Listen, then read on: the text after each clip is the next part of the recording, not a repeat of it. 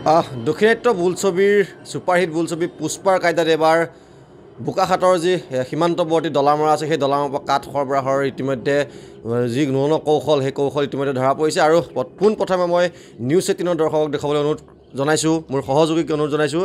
এখন মূল্যৱান কাঠ ভৰ্তি ট্ৰাক, আচলতে এই মূল্যৱান কাঠ ভৰ্তি ট্ৰাকখন যোৱা নিশা দলামৰা যি বন বিভাগ আছে সেই বন বিভাগে ইতিমধ্যে জব্দ কৰিবলৈ সক্ষম হৈছে। আৰু আচলতে পুষ্পা চিনেমাৰ কাইদাত ওপৰত বালি আৰু তলত বহু মূল্যৱান কাঠ, সেই কাঠ আচলতে এনেদৰে দলামৰাৰ পৰা আচলতে বিভিন্ন অসমৰ বিভিন্ন প্ৰান্তলৈ আচলতে এনেধৰণেই তেওঁলোকে সৰবৰাহ কৰি আহিছে। যি বনদস্যু আছে সেই বনদস্যু সৰবৰাহ কৰি আহিছে।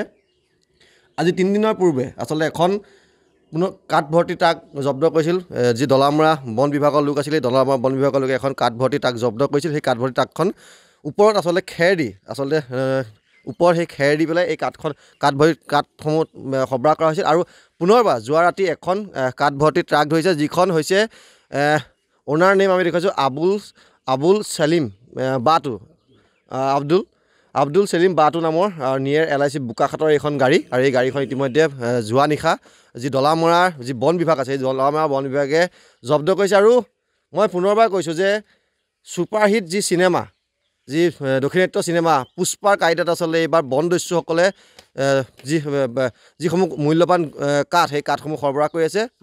যি দলামৰা যি মূল্যৱান গছসমূহ সেই গছসমূহ কাটি ইতিমধ্যে ধ্বংস কৰিছে। আৰু সেই গছসমূহ কটাৰ পিছতেই এনেদৰে আচলতে বিভিন্ন ন কৌশলে আচলতে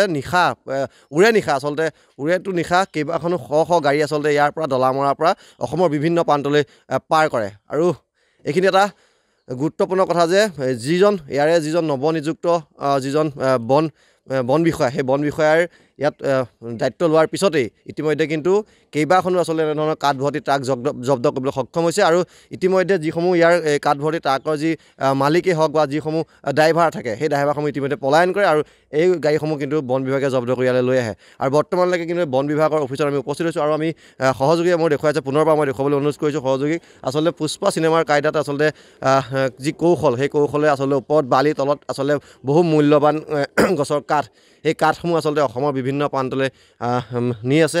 যি বনদস্যু আছে বনদস্যুৱে নি আছে। আৰু শেহতীয়াকৈ আচলতে যিজন বিষয়া, সেই বিষয়াজনৰ নেতৃত্বত আচলতে এনেধৰণৰ বহু কাঠ ভৰ্তি ট্ৰাক ইতিমধ্যে যি দলামৰাৰ যি বন বিভাগ আছে সেই বন বিভাগে কিন্তু জব্দ কৰিবলৈ সক্ষম হৈছে। আপুনি বিচৰা বাতৰি পাব কেৱল নিউজ 18 এপত। নিউজ 18 এপ ডাউনলোড কৰিবলৈ স্কেন কৰক এই QR কোড। গুগল প্লে ষ্টৰতো পাব এই নিউজ 18 এপ।